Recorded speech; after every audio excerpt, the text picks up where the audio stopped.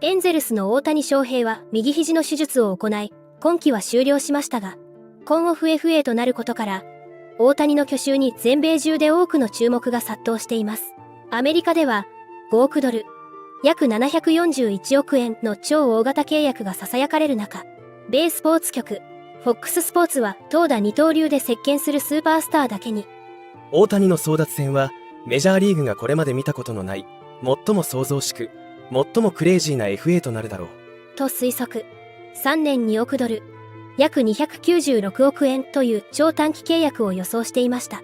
また、米スポーツ局、MLB ネットワークの番組、ザ・ショーダウンでは、ゲストのベン・リンドバーグ氏が、大谷獲得のためのオファー案を提示すると、これに司会のブライアン・ケニー氏は驚愕。大谷に関して興味深いトークを繰り広げていましたので、日本語字幕付きでご紹介していきます。There we go. I know you've written about Shohei Ohtani, I think in fairly glowing terms. You're a general manager this offseason. Give me your view of Ohtani, money, concerns, everything. Well, I think the injury and the surgery certainly lowered the ceiling, but the floor is still high enough for him to earn the biggest contract ever, and by far the biggest free agent contract ever. I know that before the injury, the numbers being bandied about were astronomical, 600 million, right? And that's a testament to how impressive he is, because usually you don't see the highs increase by that much, right? So, all right, I want to hit a few things, though. Again, roster concerns. He takes up a DH spot. You need a six-man rotation. And it seems this year, Ben, on top of it, there seem to be some Ohtani rules happening. You know what I mean? That he was doing his thing and everything has to revolve around him. I have concerns about that. I'm with you in the sense that I don't think he offers any extra hidden value, as if his wins above replacement totals aren't high enough. Everyone's always trying to give him extra credit, right? Because he's two players in one roster spot. But because of the constraints that you mentioned, I don't really think there is any hidden value there.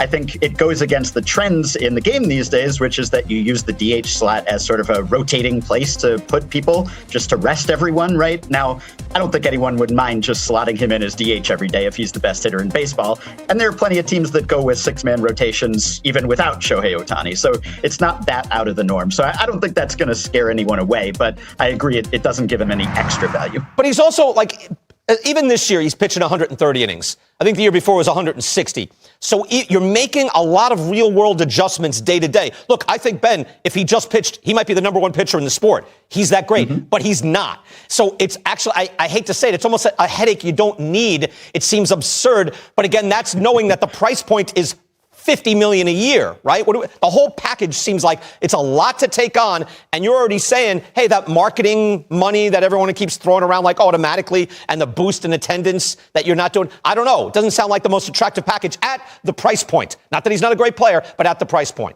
Of course, irrespective of the price point, I think everyone would be happy to have that headache.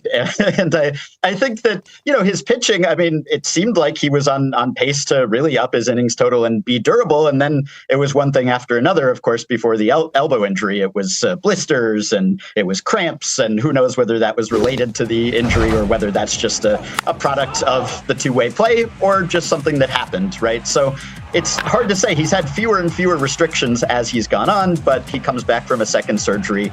Perhaps there are a few more restraints on him, at least initially. Yeah, he's hitting at an Aaron Judge level, who makes, is it 40 a year, right? So if he's hitting at that level, so if that's the market for just a hitter, but he's not. I'm going to give you my contract proposal, Ben, all right? And this is not just spitballing. The top teams I've found pay their best player 14 to 15% of the total payroll. If I'm a big market, right, and I want him, I might be, if I'm saying I'm a big market, I have $285 million payroll. By the way, I'm in the top three if I do.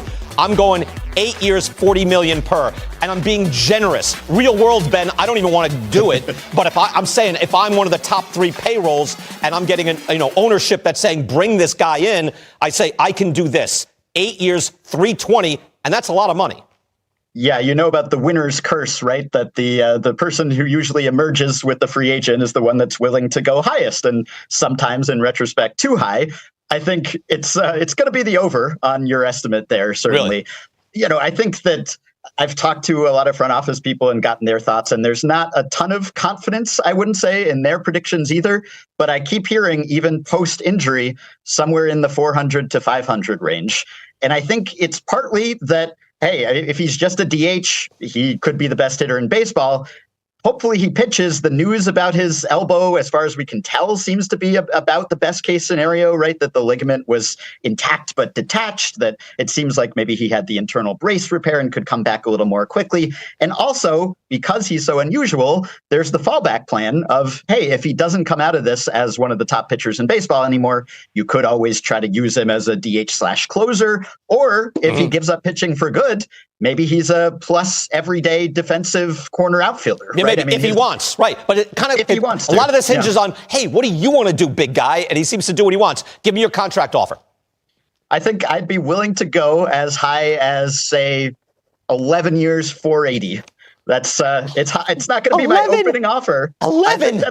I think, hey, look at the contract signed last winter, Brian. I mean, everyone's going 11, 12, 13 years. Yeah, and how do they feel about it this year? How does everyone feel about those deals 1 year later on these 11-year deals? 1 year later. There's a little bit of buyer's remorse in some of those cases for sure. But the other thing is, who are the impact bats out there this winter, right? It's Ohtani and not a lot of other guys.